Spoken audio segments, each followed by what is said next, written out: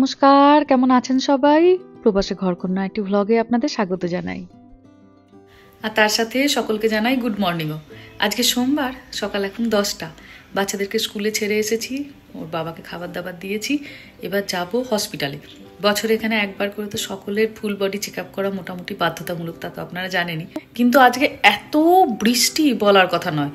অপেক্ষা করছি উবারের জন্য, একটা উবার বলেছি, কারণ ওর বাবা যেতে পারবে না, অফিস চলছে। এখন তো জানেন অফিস পাতিতে প্রচণ্ড চাপ চলছে, তো যাওয়া আসা ডাক্তার দেখা সব কিছু মিলিয়ে প্রায় ঘন্টা দুয়েকের ব্যাপার। তো ওই জন্য আর ওকে টানাটানি করিনি, তৈরি হয়ে নিয়েছি। উবেরে যাব, উবারে চলে আসবো। মিনিট 20 মতো লাগবে। আপনারা জায়গাটা চেনেনও, ডাবলিনে।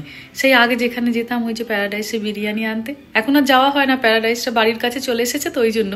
কিন্তু ডাক্তার দেখাতে যাওয়া এখনো ওখানেই। আমাদের কাছাকাছি ডাক্তারখানাও আছে, কিন্তু হয় না, একটা জায়গাতে যখন আপনি বছরের পর বছর যান, একটা একটা বিশ্বাস গড়ে ওঠে। আর শরীরের ক্ষেত্রে ওই বিশ্বাসটা খুব দরকার। হসপিটালটাও ভালো, তো ওই জন্য আর চেঞ্জ করা হয়নি। ওখানেই যাই যখন যেটুকু যা দরকার পড়ে। উবেরের গাড়িটা বলছে আর 2 মিনিট দূরে আছে। ভাবলাম বাইরেটা এসে একটু দাঁড়াই, কিন্তু দাঁড়ানো মোটে যাবে না। এত ঝোড়ো হাওয়া দিচ্ছে, আর এত বৃষ্টির সেই ছিটেগুলো মুখে এসে লাগছে, যেন মনে হচ্ছে ছুঁচ ফুটছে। দরকার নেই, চলুন ভেতরে গিয়েই দাঁড়াই। যখন একদম দোরগোড়ায় চলে আসবে তখন আসবো। এই দেখুন, দেখছেন, শীতকালে যেহেতু এই দেশে বৃষ্টি হয়, ওই জন্য শীতটা আরও বেশি জাঁকিয়ে পড়ে। এই বৃষ্টি বাদলগুলো থামলে গাছ থেকে এবার কুমড়োগুলোকে নামাতে হবে। একদিনকে অ্যাড্রিয়ানাকে ডাকবো, ওই এসে তারপরে নামিয়ে দেবে। চলুন ভেতরে গিয়ে 2 মিনিট বসি, গাড়িটা এলে তখন আবার আসবো। এখান থেকে মোটামুটি 20-25 মিনিট মতো সময় লাগবে পৌঁছাতে। তো কী কী টেস্ট করানো হলো না হলো জানাবো। এটা হয়তো আপনাদের বেশ কিছু জনের কাজে আসতে পারে, যেখানে 40-এর পরবর্তী মহিলাদের কী কী টেস্ট একদম বাধ্যতামূলক প্রতি বছর থাকে। যদি আপনার পক্ষেও সম্ভব হয়, আপনিও করতে পারেন। চলুন পৌঁছে তারপর আবার দেখা হবে।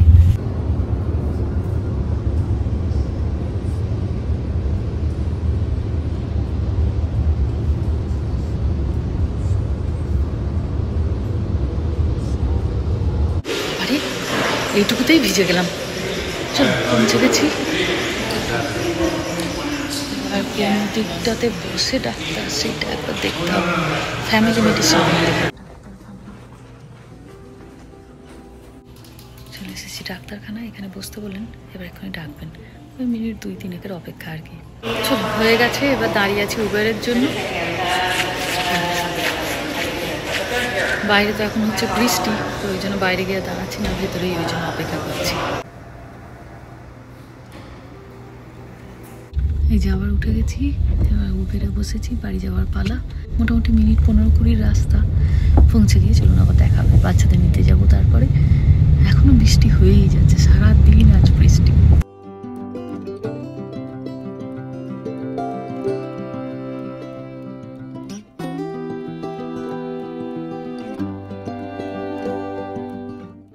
নিয়ে বসেছি খাবার। এবার আজকে সকালে এই যে ডাক্তারের কাছে গেছিলাম, খালি পেটে যেতে হয়েছিল জানেন। অনেকগুলো ব্লাড টেস্ট ছিল, তবে ব্লাড টেস্টগুলো সব হয়ে গেছে। এই ফিরে এসেই তাড়াতাড়ি খাবার নিয়ে বসেছি। নিয়েছি এখানে একটুখানি স্ট্রবেরি, ওটস, চিয়া সিড, আর একটুখানি আপনার ওই কাঠবাদাম, বাদামগুলো কোথায় গেল, আর একটুখানি ওই আখরোট। আর এত খিদে পেয়েছে, আসলে আমরা রাতে তো খুব তাড়াতাড়ি ডিনারটা করি। কালকে সন্ধ্যে 6টার সময় আমরা ডিনার করে নিয়েছি, দিয়ে আজকেই এখন 12:30 বাজে। কিন্তু বৃষ্টিও পড়ছে, তাড়াতাড়ি ফিরতে হবে, বাচ্চাদের স্কুল থেকে আনতে হবে, রান্না বাকি।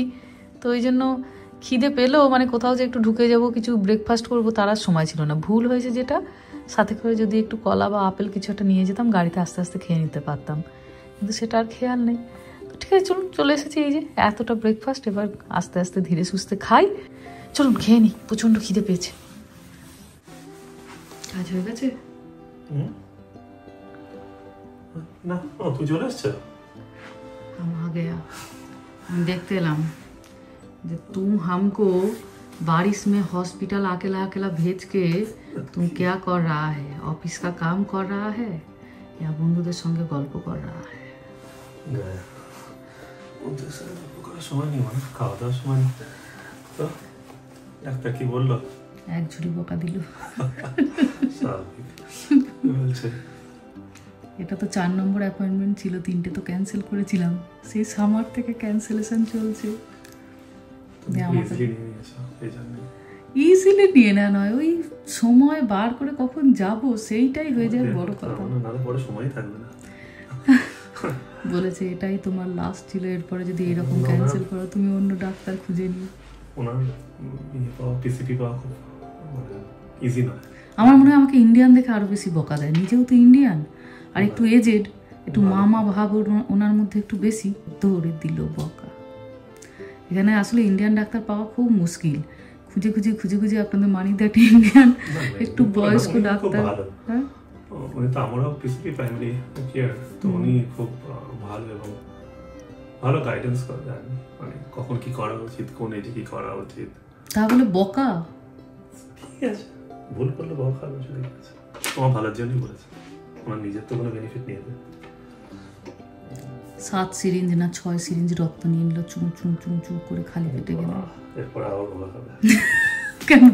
এরপর কেন আবার বকা খেতে যাবে? রক্তের সঙ্গে সুন্দর সুন্দর মিষ্টিগুলো বেরোবে, সুগার লেভেলটা আবার হাই হবে।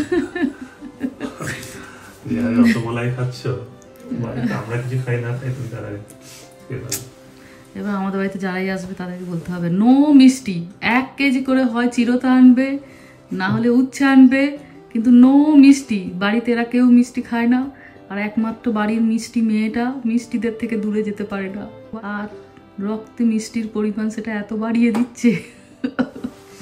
কেউ না, নেহা খুব কন্ট্রোল করে, নেহা তো রাই না, রামাও বলবে। রামাটাই আমার একটু সঙ্গী, রামাটাই আমার ছোট সঙ্গী। এরপরে তো আবার ব্লাড সুগারের লেভেলটা দেখে আবার কি করবে কি জানি বাবা। এটাই আমি বুঝি না, যে মানুষটা খেতে ভালোবাসে তাদেরই কেন এই সমস্ত সুগার টুগার হয়, যারা খেতে ভালোবাসে না তাদের হোক না, ঝামেলা নেই, তারা খায়ও না। এই অন্যায় অবিচারগুলো আমার একদম সহ্য হয় না।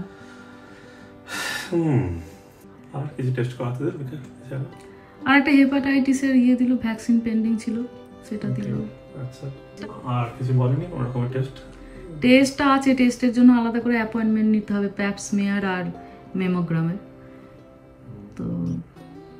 তো যারা ধরুন আমার ব্লগ দেখছেনও, ধরুন ক্লোজ 40 কি 40 ক্রস করেছেন, এখানে যেমন 40 বছর হয়ে গেলে প্রত্যেকটি মেয়ের বছরে একবার করে আপনার এই টেস্টগুলো প্যাপস্মিয়ার আর ম্যামোগ্রামটা করাতে হয়। প্যাপস্মিয়ার আপনার ওই সার্ভিক্সের উপরে কোনো ক্যান্সারের সেল আছে কিনা সেটা ডিটেক্ট করে, আর ম্যামোগ্রামে তোমার ব্রেস্ট ক্যান্সার আছে কিনা, যেটা আজকালকার মেয়েদের প্রচণ্ড হয়, তো প্রাইমারি স্টেজে ধরা পড়লে আর কি তার একটা বিহিত হয়।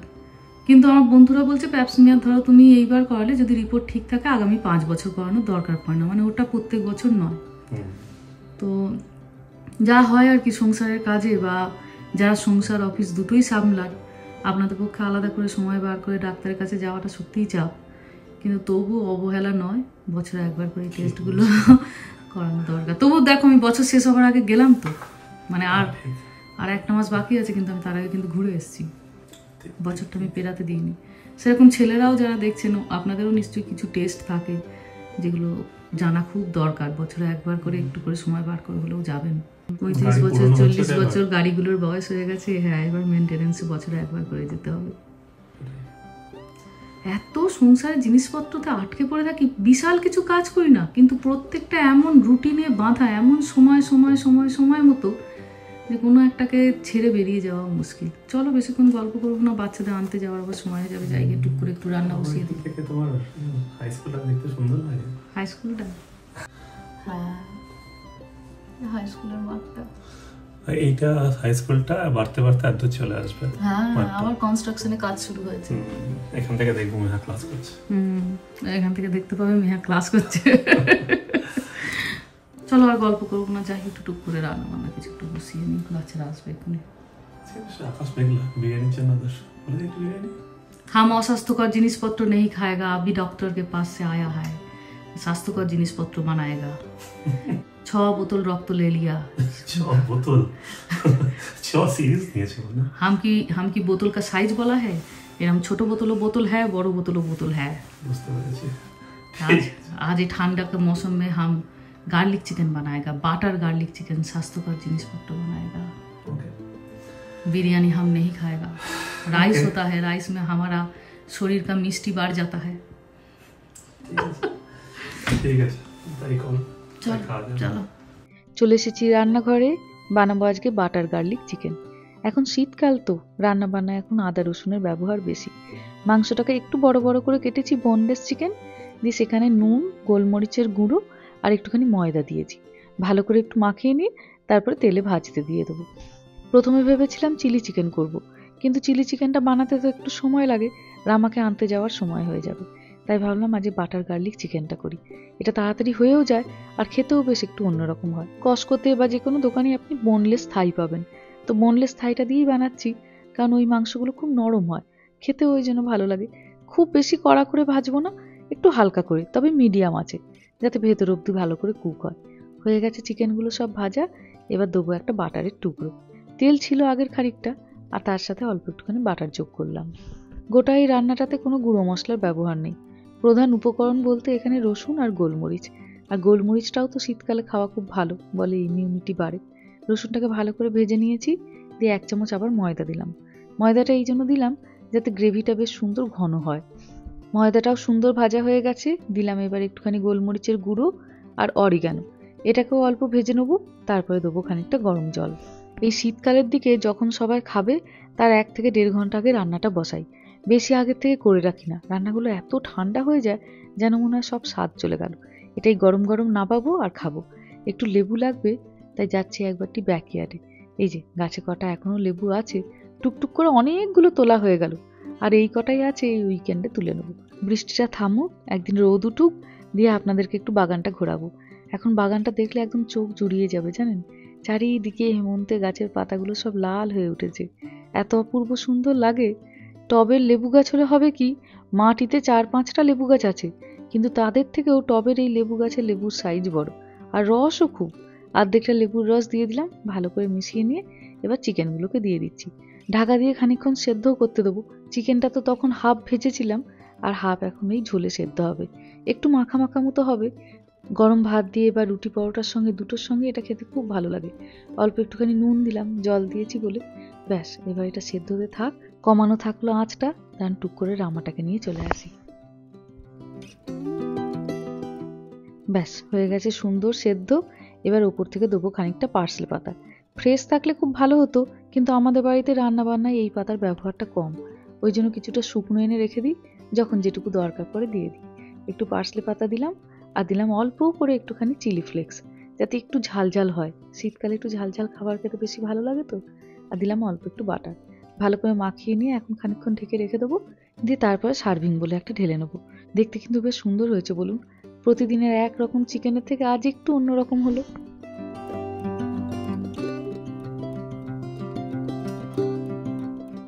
কেমন গেল দিনটা? ভালো। ভালো গেছে? কোনো পরীক্ষা টরীক্ষা ছিল নাকি? না, আজকে ছিল না। ছিল না?